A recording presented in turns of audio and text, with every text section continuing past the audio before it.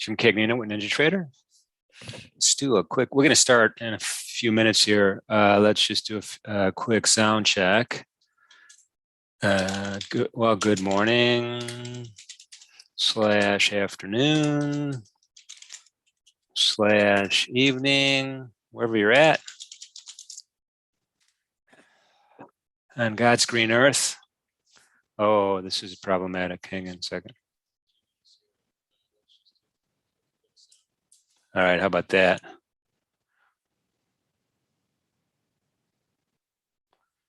All right, I think that's better. I had to turn off my streaming YouTube. I'm doing an experiment today. My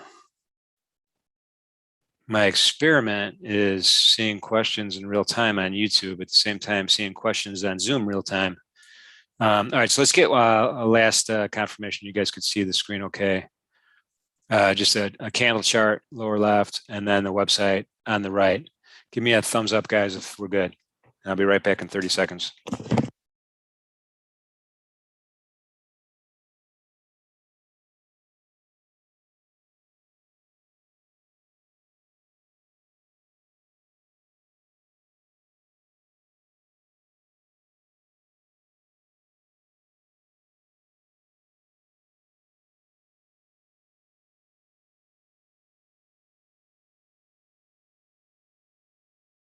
All right, I'm back. I got a thumbs up. I had a big thumbs up. Thank you, Veronica.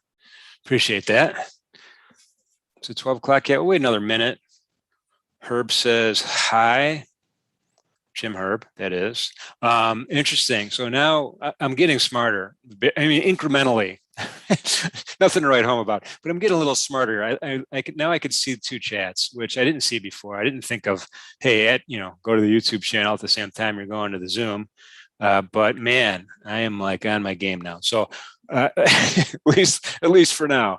Rick says sound check okay, awesome. I feel a lot better today. All right, so we're going to start in a couple seconds here. We'll jump right into this thing. I have the NinjaTrader software up. I have the schedule training and education website, ninjatrader.com/platform training. Platform training. Try saying that 5 times real fast. Platform training.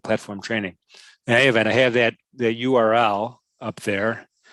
See the ES in the background trying to break on through that area of resistance that it hasn't been able to break through all morning. We'll see what happens today. Today is top 5 indicators. And we're going to start. I just got a bell that says it's 12 o'clock. So today we're going to use we're going to talk about technical analysis, not fundamental analysis, but technical analysis using the NinjaTrader chart. We're going to look at what I would consider 5 top indicators. And I think we're going to do a bonus indicator today. We're going to do a 6th, but we're going to start with the 5 that I like to look at. We're going to kind of go through it. Alberto wants to know if I speak Spanish. Do you speak Spanish, bro? No, but you're doing pretty good with English. I apologize for that, Alberto. I'm Sicilian. So in theory, if I was going to speak anything, it would be that. But I can't even speak that, and I could barely speak English. But thanks for the but I do believe that there is support, NinjaTrader trading platform support in Spanish. FYI. All right, let me close a couple of these windows here, and we're going to get on it. Thanks for popping that in there. Hi, Louis from the Dominican Republic. Welcome. Glad you're here today. All right. So I do want to remind everybody also, trading futures, options on futures does involve substantial risk, not suitable for everybody. A lot of leverage, a lot of volatility, although that's an equation for opportunity, also equation for risk. So be careful. Fund your futures trading account with the risk capital only. My personal definition, money I could afford to lose doesn't change my lifestyle, lengthen my retirement horizon, or overly anger Mrs. Cagnina. Now, that third part's a little tongue-in-cheek, but stress in life matters. At least I make bad decisions when I'm under stress. My guess is a lot of people do. So just keep that in mind and be careful with that. Any questions on risk, let me know. We're going to be using the NinjaTrader software in simulated live mode today. So we're in simulated live mode, real-time data though. Okay, just feel free to type in questions. I'll try to pick them off as we go. Any questions on anything? Doesn't matter what it is as long as it's futures. It could be anything. You could type in questions for anything. All right. It doesn't matter. All right, so let's go through this. So I'm gonna add these. We're gonna build a chart, right? And so what I'm gonna do is I'm gonna cover up. You know, this is the control panel on the top. I got the quote board, market analyzer on the right. I have the trading ladder on the left. But we're just going to go ahead and max this out, and we're going to really just kind of focus on creating this chart, this workspace, right? And this is just a candlestick chart. It's a basic candlestick chart. It's a 10-minute candlestick chart, 10-minute increments. Every 10 minutes, a new candle is formed. Pretty basic. And it has a similar look and feel to other types of charts like open, high, low, close. And you could change, whatever types of, you can go through the menu here. There's a series of things where you could change things. And this is where we're going to add our indicators.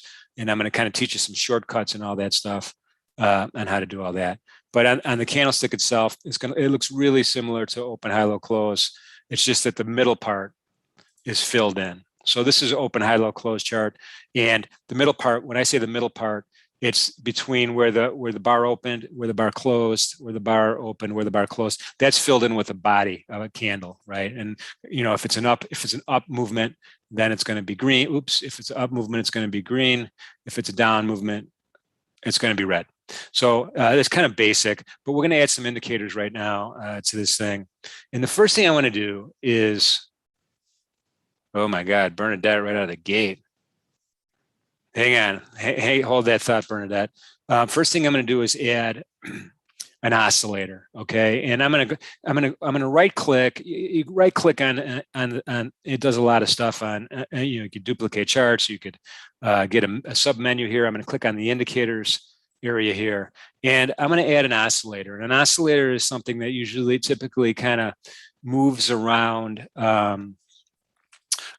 Some kind of center point. It has an upper band, a lower band, and there's an equation based on the particular oscillator as it oscillates up and down. And the idea is to kind of judge oversold, overbought, and then velocity of price movement and direction of price movement. It's a lagging indicator almost always. And so on the NinjaTrader software, there's a lot of different oscillators available. There's the Arun oscillator, there's the Chaikin oscillator, and you just scroll all the way down and you'll see dozens of them. McLean oscillator. My oscillator choice that I'm going to add is called the CCI, Commodity Channel Index. And I'm going to highlight it up in the available section here real fast. And I'm going to go ahead and hit the add button. And when I hit the add button, it brings it down to the configured section saying, all right, Jim, you can configure this now to however you want, right? So I'm going to highlight it. And pretty much I'm going to keep it mostly the same, except I prefer a 20 period calculation on my CCI as opposed to the 14, which is default. So we're going to put a 20 in there right now. And I'll show you the equation for this in a second, but let me go ahead and just customize it so we can see what it looks like. Setup, calculate, I'm going to change that to on each tick. So as every different price tick increments, then it will change. And then I have a series of lines here. I have a level 1 line, which is 100, and that's a popular line. That's the top. It's toward the top of the band, right? And that's going to be something that some folks say, hey, if we're over 100, we're overbought, right? And I'll tell you my theory on that as we get going here. But we're going to make it blue so we can see it a little bit better. And then on the negative side, minus 100, I'm going to do the same thing. I'm going to change it to blue so we can see it a little bit better. The zero line, sometimes it's hard to see. You could change that color as well. What I'm going to do instead is I'll just go ahead and change the width of the line to 2 instead of 1. And I'm going to hit apply and OK, and it'll add it to a new. It adds it to a new panel. This is another panel, right? I have the candle on top, and I have the CCI on the bottom. And then let me just kind of pull this over for us in a second here. Hang on, everybody. And I'm just going to make this so we could see this a little bit better. Bear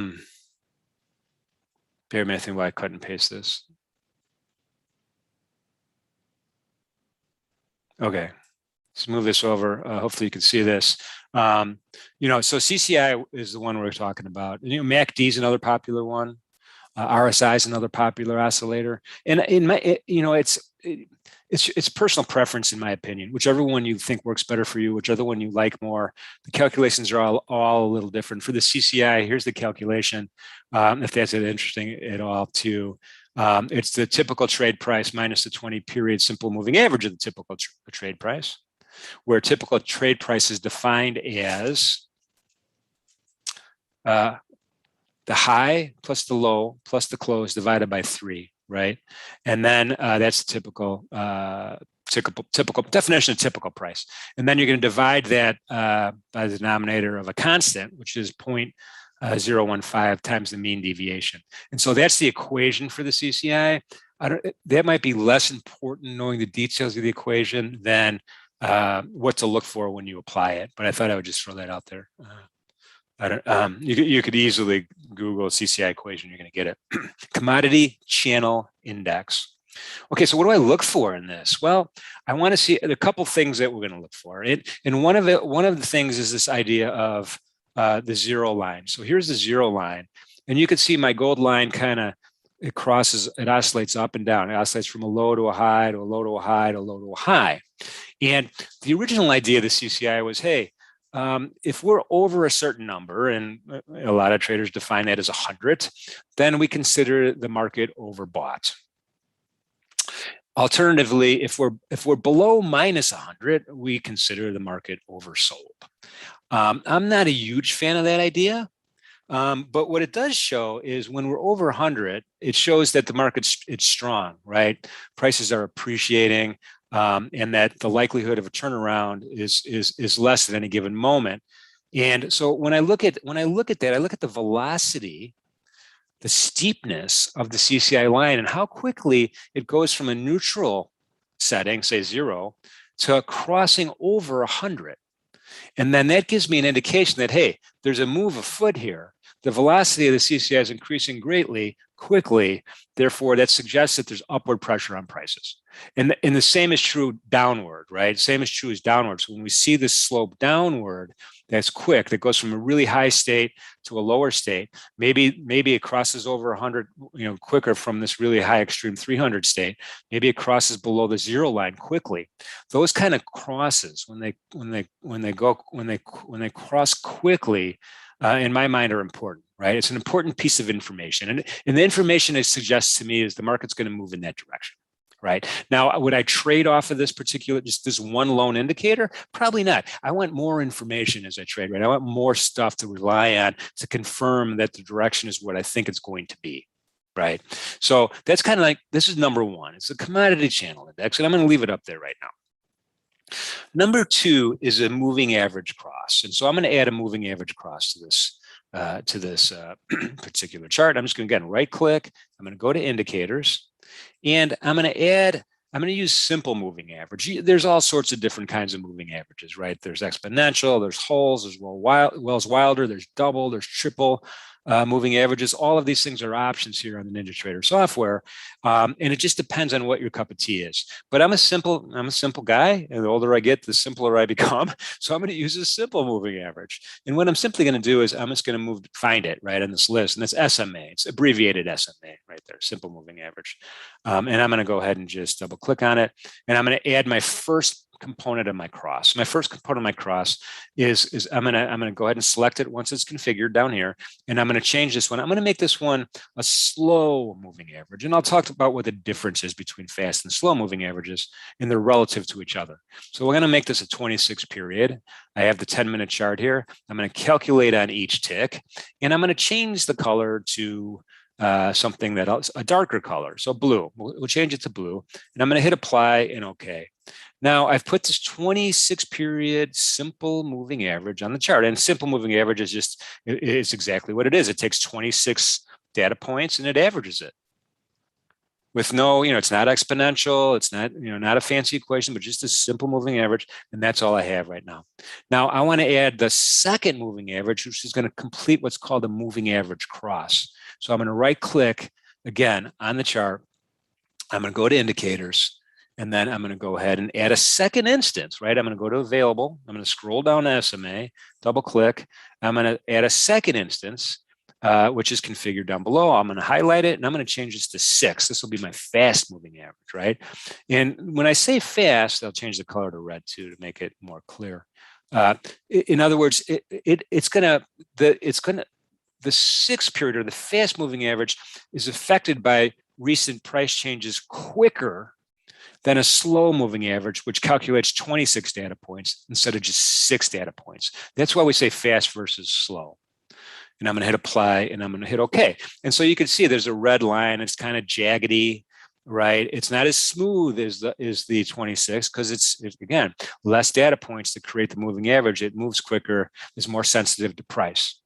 Now, you can't really see it really well here, right? So it's like, all right, can't really see it really well. So I want to kind of move it to a different panel, right? And it's really easy to do. I could have done it on setup, but I'm going to do it now. I'm going to go back to indicators and I'll pick my first one, my slow one.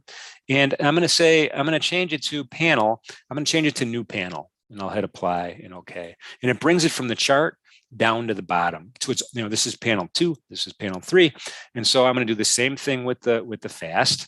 I'm just going to right click again and I'm going to go to indicators and I'm going to find the fast one here and I'm going to change the panel. Now it's not new anymore because it's 3, right? So when we created the new panel the first time, it became 3. So I'm going to click on 3. I'm going to hit apply and OK. And now the cross is at the bottom. Right, it's its own panel. It's way easier to see, and we can see that the moving average cross is actually it's converging. Right, it's getting closer together. And a couple things that we look at are when it actually crosses. Let me use my crosshairs right here. Let's take this data point right here. The 7:50 to 8 o'clock bar, the fast moving average crossed above the slow moving average, right? And then the next candle, we have confirmation. Next candle after that, we have confirmation. And that is a signal that says, hey, potentially the prices are going to appreciate. Prices are going to go up, right? When a cross goes under, like we see over here on earlier, you can see that we got a confirmation, and sure enough, again, this is looking backward in time. Again, it's a lagging indicator, but this suggests that this was a good signal, right? This is giving us information to suggest that the prices are going to depreciate or go down. Okay, that's kind of number one, looking for crosses. Number 2 is looking for convergence and divergence between the two. So as the fast pulls away from the slow, it's diverging, right? It's moving apart. That spread or that difference is also suggesting market weakness. As alternatively, let's go over to the 9 o'clock candle here. You'll see that the fast moving average is appreciating more than the slow, and it's diverging, and that's suggesting again that price, this is a good suggestion that prices are going to appreciate. And then the opposite is true when it contracts, when it gets closer together, right? Velocity and direction is less, and it's different. It could be different. It could signal even a turnaround. So that's kind of how I personally use it, and we'll put all these things together here and look for a trade idea at the end. But that's how I would use these two particular types of indicators, right? You could put them on the same panel if you want. It just depends on how cluttered or uncluttered you're able to handle the thing. Okay, Anthony, I'm looking at. All right, let's go to some questions here. Anthony says, "What time zone do you use?" I'm using a 10-minute chart. You can see it up here at the top. 10-minute. You could use any time zone you want. You just customize it. But for my purposes here, it's 10-minute. I think it'll give us a better display for the presentation. And when you come to my Tuesday and Wednesday events, the live trade setup events, we actually look for trade ideas off of the 10-minute chart. It is a preference of mine.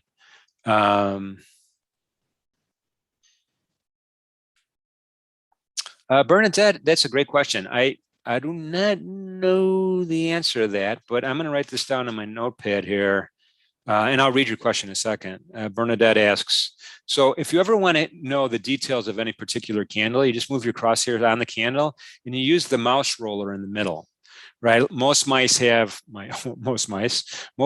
3 buttons, a left, a right, and a middle. I have a roller in mine, and when I click on it, it shows the stats of that particular candle, right? I can see, the day, the time, the open, the high, low, close, and the volume of that particular candle. And I think the question Bernard's asking is, hey, I don't have a middle mouse button. How do I see that? Off the top of my head, I don't know the answer to that, but I will try to find that out for you. Oh, I'm in Eastern time zone right now, by the way. So that's the kind of the time zone I'm in. All right, let's go to indicator number 3. I'm going to right click my mouse again, go to indicators, and I'm going to add volume profile. And volume profile is very important to me. I think it's very helpful to me. And it's not necessarily a calculation that is determined by a previous bar, but it's cumulative. Okay, so I'm going to go to order flow volume profile. I'm going to highlight it, and then I'm going to add it, or you could double click either way. And then once it's down here, I'm going to configure it. Now, I'm going to keep most of the configuration the same. One of the things I am going to change is this ticks per level. I have it set at 1. And because today was such a large range of a day, if I keep it at 1, it will be hard to see. So I'm going to change it to 4, which is there's 4 ticks to a point in this particular market, and that makes some sense. A lot of these other things are style related, right? Color, line size, stuff like that. I am going to scroll all the way to the bottom though, and I do want to point out that show volume labels, right? So if I click on that, it'll show the volume in each histogram bar once you see it. So I'm going to check on that, and everything else is pretty much I'm going to keep the same. We're going to keep it in the same panel. We're going to calculate it on each tick, which we change all of them to each tick. I do want to make sure I went back and changed these ones to each tick too. I didn't. Each tick, very important. Each tick, I did that one. Each tick. That way, that way, the indicator in the volume will update every time there's a tick. I'm going to hit apply and OK. Okay, so it added this profile on the left-hand side, right? And I'm going to and you could put it on the right-hand side if you want. If you want to just not do all day and you just want to pick a range, that you could do it that way as well. But I like to see the whole day, right? I like to see where volume traded the whole day. And let me kind of just make this a little bit bigger so you could see it, so I could describe it a little bit better. All right, so each one of these histogram bars is 4 ticks high, and it calculates the volume that was traded at that price level, and those 4 ticks since the start of the day. Every time there's a new trade at that level, it'll add to the histogram, making it longer or shorter. It's dynamic, right? And so let's just go down here, and we could see right now we're trading at around 43.02, and you can see that the volume is accumulated. Now we're down in this histogram bar. Volume is accumulating. And so as volume accumulates, the histogram bars get bigger, right? And it shows a profile. And this profile gives us information about where price happiness is, where extreme prices are. And let me just kind of log back, kind of scroll this down a little bit smaller so we can see it a little bit better. Okay, so there's 3 primary points of interest in the volume profile. There's the point of control, which is it's simply the longest histogram bar, the histogram bar with the most volume in it. You can see this one right here is 60,051 contracts, right? Barely bigger than the one below it, but this is called the point of control, right? This is called the point of control, and the point of control oftentimes acts like a magnet. Not always, but oftentimes does. It suggests to me price happiness, where buyers and sellers throughout the day are agreeing on a fair value, or agreeing on a price. Now, we're not agreeing by calling each other on the phone or anything like that, but this is where contracts are electronically matched. And when you take the whole universe of traders, everybody who's trading in this particular market, it gives you some important information. It gives you a consensus. The dark blue area, and again, you could change the colors to whatever you want, is called the value area. The value area is simply 1 standard deviation worth of volume. And so we're just seeing 1 standard deviation. Above it is prices above value. That's what it's called. I don't know who named it that, but that's what it's called. Prices above value, and it's in the light blue. And then below it are prices below value. So there's really 3 pieces of information here that are really important, and that's where's the point of control. That's a point of interest to me. Where's the bottom of the value area, or in other words, the transition between the body of the value area and prices below value. And then where's the top of the value area and the transition to prices above value. Those three levels provide me with some information that I'm interested in. They provide me with some information that I'm interested in. So I'm going to take I'm going to keep those areas in mind. And as I develop my where I want to enter, where I want to exit, where I want to put my stop loss, this gives me some help on actual placing that actual trade idea. Okay. So that's three. That's volume profile, and again, it just tracks cumulative volume throughout the day. That's all it does. And you can see this particular profile has a almost a double distribution, not quite, because there's a pretty big histogram bar here right around 4301 where we're trading right now. This could possibly, if more volume accumulates, another 15,000 or so, then this could turn into the point of control, right? This isn't fixed. This changes over time as volume accumulates at different levels. Okay. All right, let's see, volume profile. Kai, you're exactly right on that. All right, a lot of these other questions aren't, I'll get to them, I promise, but I just want to kind of get to the 5 basic ones that we're going to show, and then I'll add a 6th one, and I'll get back and talk about other types.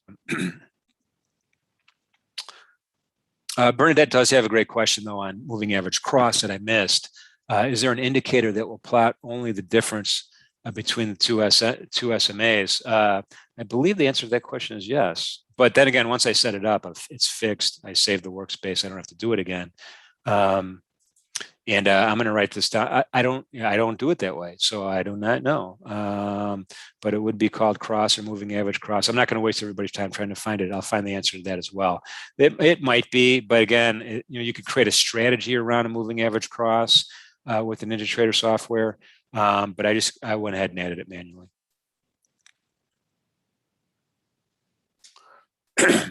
All right, so we have 3 pieces of information.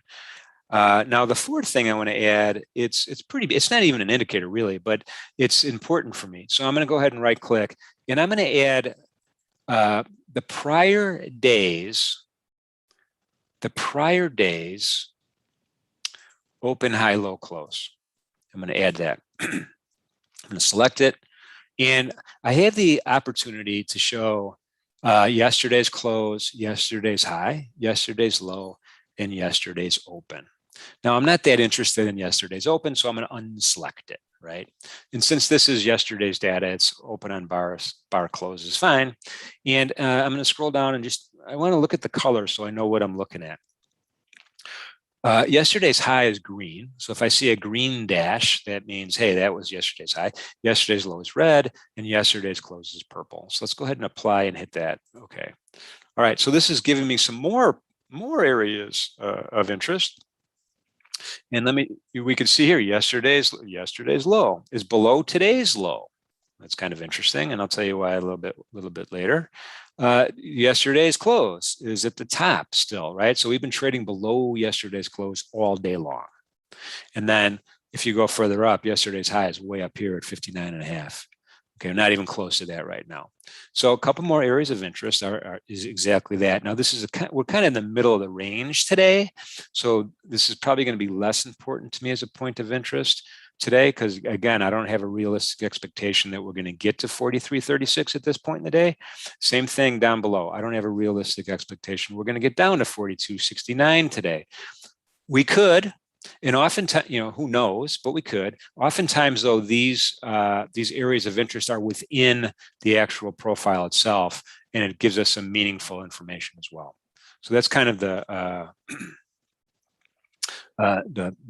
next piece of information that I want to give you. The last thing that I do want to add to this right now is to complete the 5 is a Fibonacci retracement. Again, technically not an indicator, but it gives us some great information. So I'm going to go to my drawing tools here, and I'm going to go to Fibonacci retracements. That's F8. You could just do the F8 key and then draw it if you want. I'm going to select it. And, there's all sorts of different methods on where to place it, but I'm going to place it from the daily high Let me get my I got my cross oscillator. Okay, daily high. Let me get it exactly right. And I'm going to click once. I'm going to drag my mouse all the way down to the daily low. And I'm going to anchor that in there. Now I'm going to edit this a little bit. You could just simply just click on the corner, bottom corner, right click. Again, a lot of right click stuff happening here with NinjaTrader, really easy. Go to properties, and now I could adjust it, Fibonacci retracement. In the lower right under levels, I'm going to click once, and I'm going to get rid of the 76.4. And the reason, there's two reasons. One, it's not a real fib number. It just provides symmetry against the 23.6. I believe the real number is maybe 78.6 or something like that. But I'm going to hide it. And the second reason I'm going to hide it is because if we retrace back to that level, in my opinion, it's not a retracement anymore, right? So as the market breaks down here and we're retracing back up, once we start hitting, closing above the 61.8 and approaching 76.4, it's not a retracement anymore, in my opinion. It's a direction change. The direction of the market changed. That's kind of how I look at it. But these numbers here are based on a Fibonacci sequence. And if you remember from high school math, you take 0 and 1, you add them together to get a 1. You get 1, and then you add the previous number to that 1, which was a 1, you get a 2. You add 2 with the 1, you get a 3. 3 with the 2, you get a 5. 5 with the 3, you get an 8. 8 with the 5, you get a 13, and so on and so forth. And that's called that's the Fibonacci sequence based on the golden triangle, rectangle. Sorry about that. And these percentages, when you start dividing these numbers in the sequence amongst each other, these percentages keep coming up. Right, and they come up at nature and all that stuff. Now, 50% is not a number either, but it's so universally accepted that it's on these fib retracement drawing tools. And the question is, why does this work in technical analysis? How powerful is this? Well, again, it gives us areas of interest, maybe where we want to enter, where we want to exit. And it works because it's, in my opinion, everybody uses it. So the supply and demand fight that goes on in futures trading between buyers and sellers is a result of some technical analysis. And Fibonacci is really, really kind of a universally accepted application, self-fulfilling prophecy, if you want to think of it that way. Okay. So this is kind of the picture. I'm going to add the 6th one later, though, because we're going to kind of think about trade ideas and what we want to do with respect to the analysis that we have in front of us. And so let's take a quick look. So the CCI is negative. It crossed down below the 0 line, although the slope of the CCI line is not extreme, in my opinion, and it's starting to flatten out. So yeah, it's negative, but it's not so negative. I'm going to say I'm completely bearish at this moment. The moving average cross is starting to cross. It touched. It hasn't crossed yet. It's starting to touch. It's converged definitely over the last several candles. And so the area here. So now I'm a little bit more. I'm slightly more bearish now than I was just looking at the CCI number. That's kind of number 2. We're well below the point of control, but this competing point of control here, we're right at this 4301 number right here. So I'm sensing a little bit of market happiness right now, recent market happiness at this particular histogram level. And then I don't think the highs and lows and closes come into play right now. So again, I'm going to kind of set those aside right now. So there's a couple of different trade ideas, right? Trade idea number 1 is, hey, I want to go long because I think the market's going to go, I want to buy a contract because I think the market's going to go up, and then I would like to sell it later for a profit. Number 2 is, hey, I think the market's going to go down. I want to sell a contract right here, and I would like to then buy it back later at a lower price. And market is kind of slow. It's like 12:30 New York time, 11:30 Chicago time. So we're kind of in this period of, everyone's out to lunch and there's less volume right now. But I will show I am going to demonstrate kind of like a trade idea for the longs and a trade idea for the shorts. And let's start with the short first, because I think it's more compelling right now. I see this point of control right here it's between the 51 50% and the 61% retracement right here. And the value area is just north of the 61.8. So one might say, all right, if the market gets back up to the point of control, I'd like to sell a contract. Let me make sure I have my chart trader on. Chart trader hidden. I'll just trade from the chart today. I'll just throw it. And again, simulated live mode. Oops, I got to get off of that a little bit. Right click.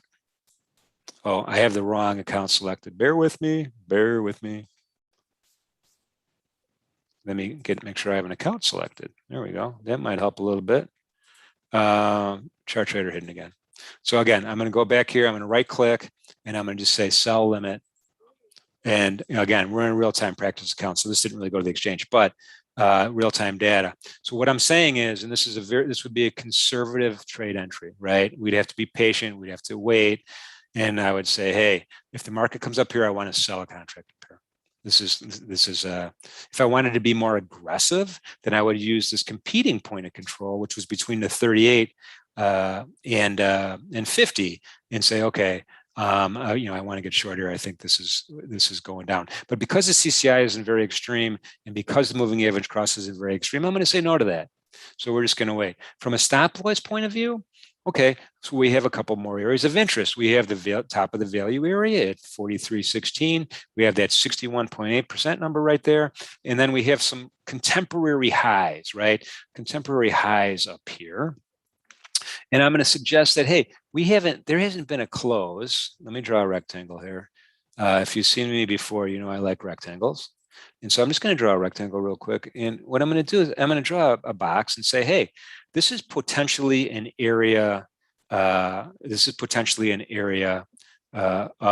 resistance, right? A candle hasn't closed in here since 3 o'clock this morning. Right. So, it keeps trying, but it can't quite get there. So I'm going to use that information. I'm going to correspond it. Again, it's going to be just north of the top of the value area. And then I'm going to put a stop loss up at the top of that rectangle here. I'm just going to go ahead and say, buy market stop.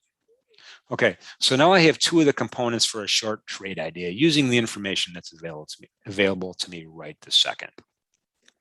Alternatively, if my idea is the opposite one, if my idea is, hey, I want to go long, I want to buy, I want to get long on this. Like again, I'm going to use that bottom of that value area number.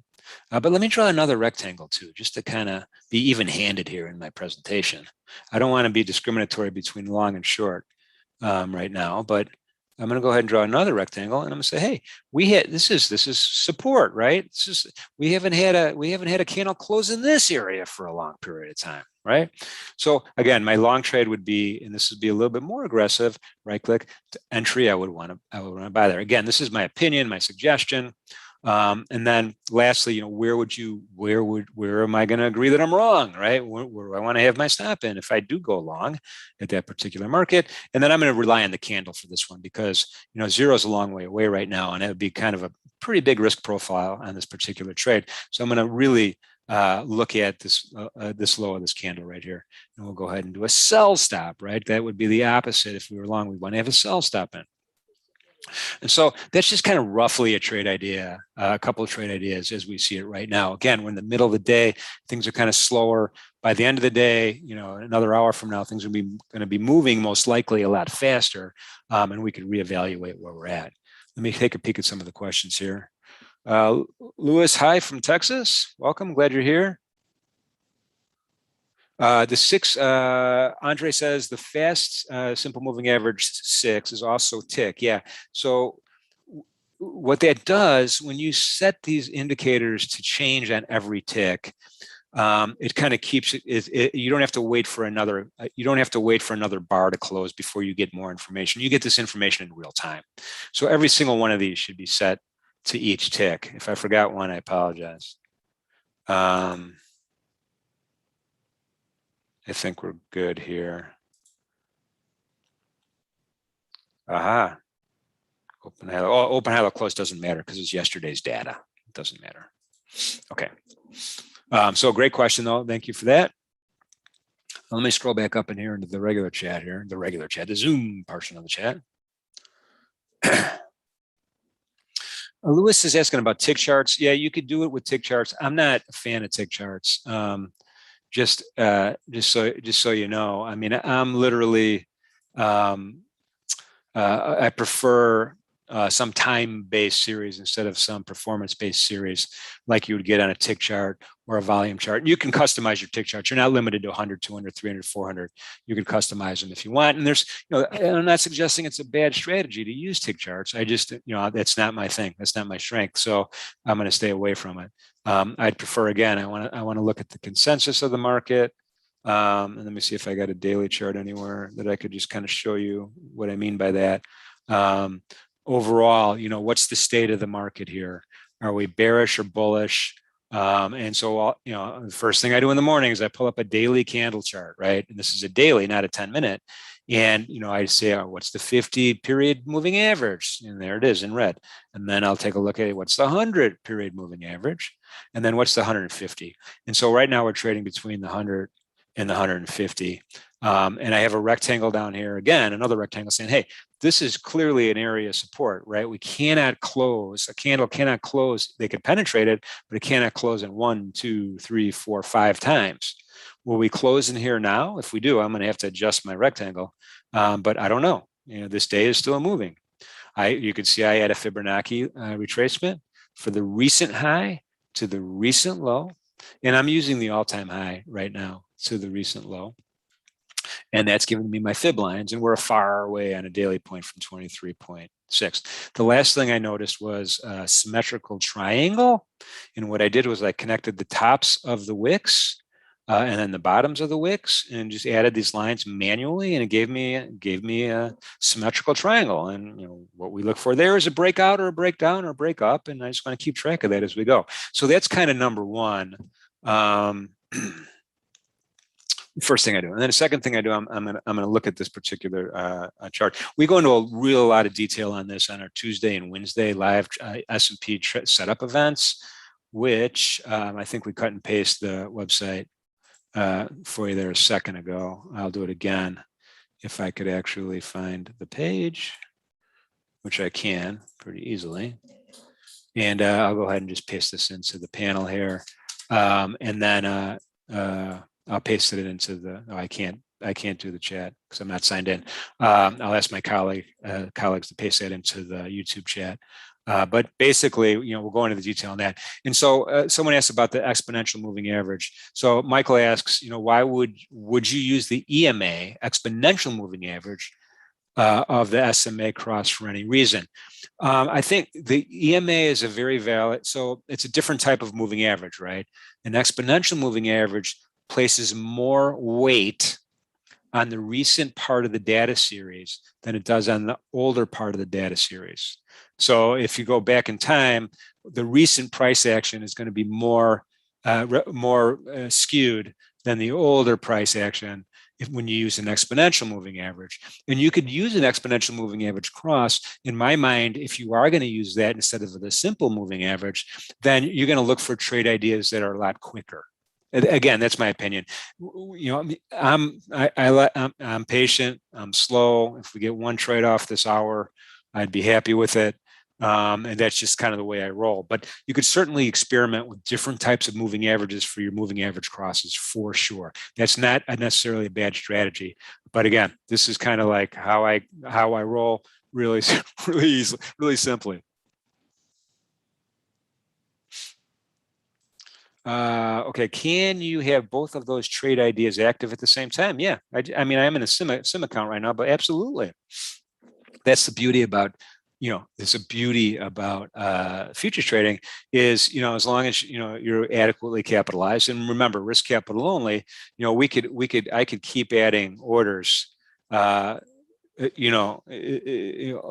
that simply, right? Or I could just click them and move them to a different price, just that simply. I could cancel them. I can cancel them. So absolutely, you could have this set up, and you could decide, hey, if we get up to the point of control here at 43.10. Now, yeah, it's a good idea. I want to sell one. If alternatively, if we don't make it up there and we get down here, I want to buy one because I have a feeling that we're going to be. I don't know if this is true or not, but I have you might say I have a feeling we're going to remain in this area, right? We're going to remain in the value area for the rest of the day, you might say. Let's take a look at this competing point of control here, which might actually become the point of control. Let me just kind of exaggerate this chart a little bit here. And I want you to kind of look at my crosshairs. Look how many times this market has traded at this price. How many times? We could count them. In a time, how many 10-minute candles crossed it? 1, 2, 3, 4, 5, 6, 7, 8, 9, 10, 11, 12. 12 candles have crossed this price. This is what the market does. It oscillates, it moves up and down. And so when you find an area like that, you can say, aha, this is a really interesting point. I mean, why wouldn't it cross it again? Why buyers and sellers are in this kind of competition to settle where the price should go? And this seems to be where we're settling most of the time. So keep an eye on those kind of things. How many times throughout the day is this market traded at this given price when we're range bound? Now, sometimes we're not range bound. A couple of days ago, it was just, we were just selling, and there wasn't this really nice volume profile to look at. It was kind of a long line of volume, and that was harder to trade in those days.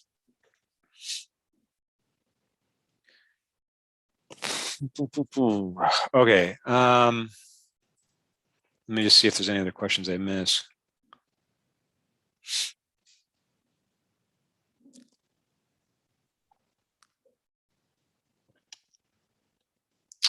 How do I hide all the indicator description in the first panel, in this panel up here?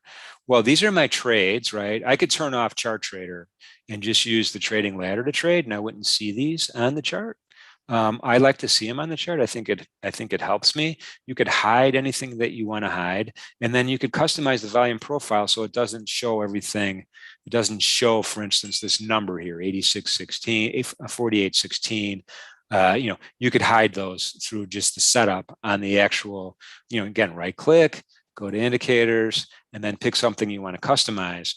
And, I like to see it up there, but if you wanted to not show it, as an example, you could hide this type of information. The same with the Fibonacci. You could hide information or extend lines and change colors and all that stuff. It's just totally what you want to see. It's totally what you want to see. You could hide the extension lines. You could hide the histogram bars and just show the volume if you wanted to. So it's all customizable. I recommend you experiment with it and get it set up exactly the right way you want to get it set up. But the answer is yes, you can. Okay, so Anthony asks a Tuesday and Wednesday question, which will, again, come Tuesday and Wednesday, and this is exactly what we do, Anthony. We decide, hey, we try to get in a trade. We try and we show where the stop loss should be in my world, anyway, in my opinion, and I show where the profit target is. In this scenario that we have set up right here, until we actually get a fill, then I'm not gonna put a profit target idea up there. I want to get a fill first before I do that, so I can cancel the other two orders, or maybe I'll leave that other order as my profit target. I don't know, but I want to get a fill first. One of the things I do know is it's best practices to have a stop loss in. It's best practices, so I have that already preset. You could manually move these in real time. You could be aggressively manage your trades too. It's really, really easy.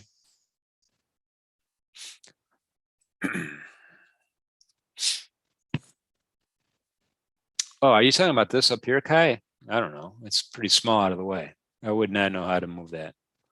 Probably can, but I like it there. If that's what you mean, these words up here.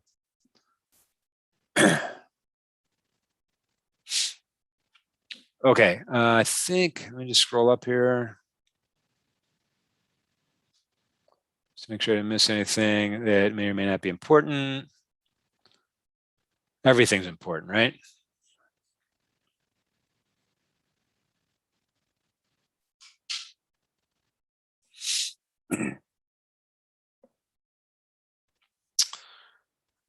Michael asked about VIX and about advanced decline lines. There are a couple market internals, but I don't think advanced decline is one of them. that you have readily available on here. I haven't found any useful. I don't know if the VIX is useful to me personally, but I haven't found any useful volatility tools that helps me with this type of trading. So sorry, I came to be more helpful with that answer.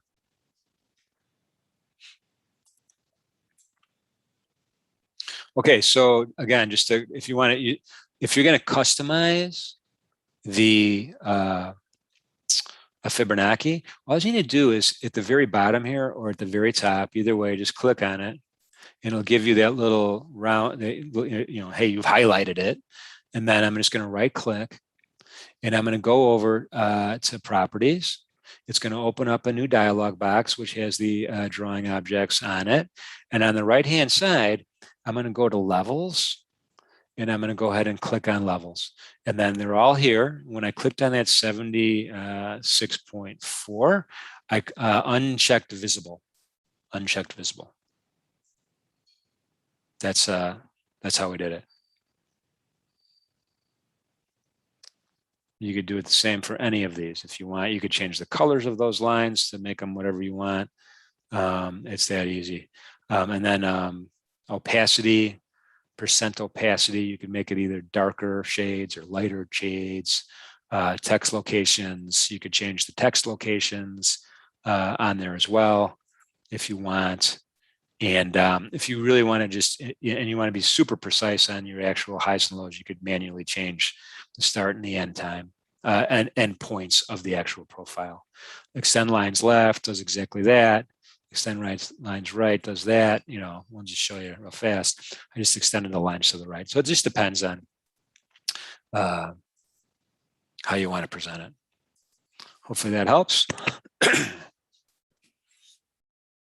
So extensions or expand. So Anthony, that's a great question. I do on days like yesterday and the day before. Hang on one second. I did rely on the Fibonacci extensions, right? I did rely on those, especially when you're having a trend day, because a lot of times on trend days, you're making new highs or making new lows, and you don't really have a fib number to play off of anymore because you're kind of either in the sky or down low in the basement, and there's no other data points of interest anymore to help you. So we do use those a lot on Tuesdays and Thursdays. So right now we're kind of, you know, again, this point of control is looking like it's going to be here.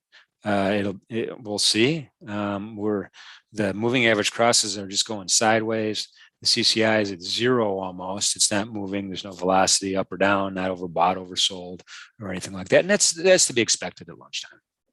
Not always, but today it is. Okay, let me show you the bonus indicator. And we're going to do this in a new chart. So let me just kind of bring this down. I'm going to go new. I'm going to go chart. And we're going to go ahead and do again, E-mini S&P. And I'm going to keep all this stuff the same to get another candle chart up here. Now, I could have just another strategy here instead of just going new and adding. You could always right click to duplicate, right? Or you could always add a tab at the bottom. There's a little tab at the bottom you could add as well to add a second instance of this particular market, or just to pick a new instrument here. So there's an example if I wanted to be able to toggle between the micro NASDAQ and the ES. Those little tabs give me that ability to do it. And that's particularly useful if you don't have a lot of monitor space. In any event, sorry, I digressed a little bit. So I'm going to go ahead and right click, and I'm going to go again to my indicators, and I'm going to look at, I'm going to go to my order flow tools over here, and I'm going to do VWAP, volume weighted average price. And I'm going to add it. And once I add it, I'm going to take a look over here and say, do I want to change any of these settings? I'm going to come back to the settings because we might want to change it, but let's go to calculate. I'm going to change it to on each tick, and I'm going to hit apply and OK, and it's going to give me a crazy looking graph. And that, when I say crazy looking, it's, you know, the bands are around the actual VWAP, and each band represents a standard deviation. We started at when the market opens. This is at least how I started it. And then the red line, green line, red, green, that's the actual VWAP, volume weighted average price. And it's exactly what it sounds like, right? It just, every price is traded, it multiplies it by the volume, and then it averages it out over time. And so it's dynamic, it moves with the trend. The dark blue area here is one standard deviation around that particular, around the VWAP. The lighter blue is the second standard deviation. And the third blue is the third standard deviation. So what I look for is, when markets are trading around the first standard deviation or the second standard deviation, those gives me potential entries that I can compare with everything else I'm doing. And the only other thing I'm going to put on this chart is again, a Fibonacci retracement. I'm going to get my crosshairs back out, and I'm going to go high to low. Move it over here a little bit so we can see it better. High to low for this example.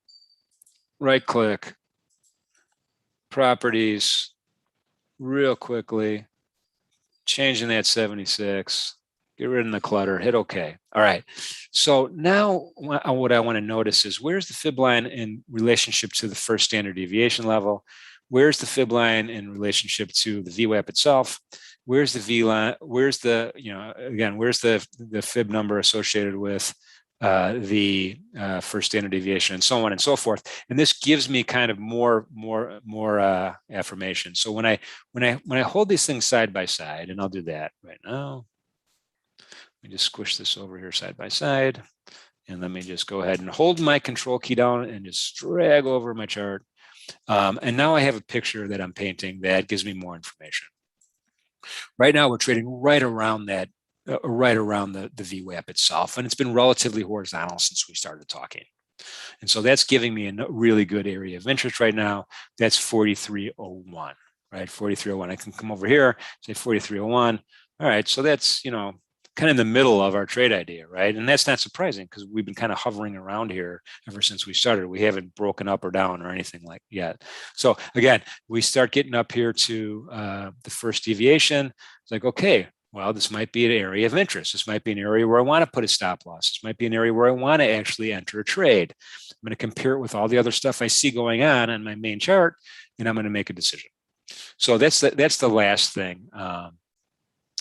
Anthony, I didn't read your question right. The difference between extensions and retracements. Retracements, you're basically framing the conversation from high to low of prices that already happened. An extension or an expansion is predicting, based on a 3-wave move, what the next fib number is going to be. So, and I can show you an example in a second, but let's just, sorry, I didn't see that properly. Okay. Any questions? I think that's where we're at right now. What's the time here? It's 12:54. 1 o'clock bar, maybe we'll change something. Maybe it won't change something. I don't know. Would I hold these trade? I would kind of personally, just FYI, in my opinion, I would kind of wait on these trade ideas until maybe later on, after we get a little bit more price action either way, either through the CCI moving around a little bit, the moving average cross moving around a lot, or the VWAP being challenged up or down. It'll give us some more price information on what to do. All right, I do want to remind everybody, trading futures, options on futures involves substantial risk of loss, not suitable for all traders and investors. Oftentimes in future trading, you have a high combination of leverage and volatility. Although it's an equation for opportunity, which I hope is why we're all here, it's also an equation for risk. So be careful. Only fund your future trading account with risk capital.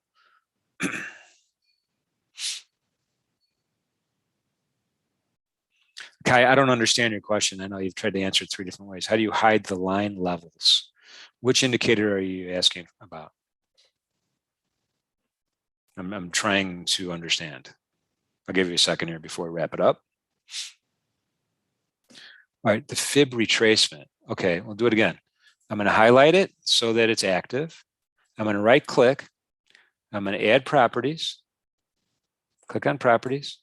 And then I'm going to go ahead to this where it says levels down here, and the property area where it says levels. I'm going to click on it, and then I'm going to select the line I want to hide.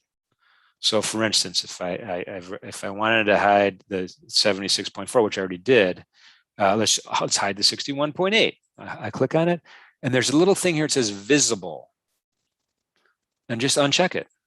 And it's not going to be visible anymore. It will be invisible. I think that's your question, and that's how you do it. It's pretty easy. Okay. My pleasure, Bernadette, Veronica, everybody. Thanks for coming today. Let me just show you the schedule. There's more stuff to consider. And from an event point of view, we did, today's Wednesday, right? Tomorrow, Futures Trading 101. This will be good. If you're brand new, maybe you're not trading anything, maybe you're new to futures, we're going to go into detail about what a bid is, what an offer is, how the exchanges work, a little bit of history, and spend some more time on, kind of learning the basics, the fundamentals. It's not, what we're trying to do is say, hey, futures trading isn't scary. It's actually could be beneficial. And that's kind of what tomorrow is all about. And then there's other events here, Mondays and Wednesdays, getting started with the software, and Monday, Thursdays, and then there's an on-demand one about order entry and trade management, charting, again, advanced features in charting, additional training here on the schedule. So feel free to go to platform training URL and see if there's something there that interests you. These are free. Tell your friends. The more the merrier, the more interaction that we have back and forth, the better off we are. Zakaria asks, and well, you know what? Since I have nothing else to do, that's not true. My boss might be listening. I got a lot of stuff to do. Real quickly, he wanted to know how to make a trade on the trading ladder. Well, it's pretty easy. I mean, I know we're kind of outside the scope of today's event, but Zakaria asked the question, so I'm going to answer it. The yellow in the middle is where the price is trading at right now, right? That's mark-to-market real-time price. If I want to send a limit order to buy, I'm just going to move my mouse to the price I'm interested in, and I'm going to click once. If I decide I'd like to cancel and replace that order, I'm just going to click on it and then change the price. If I want to cancel it altogether, I'm just going to cancel it.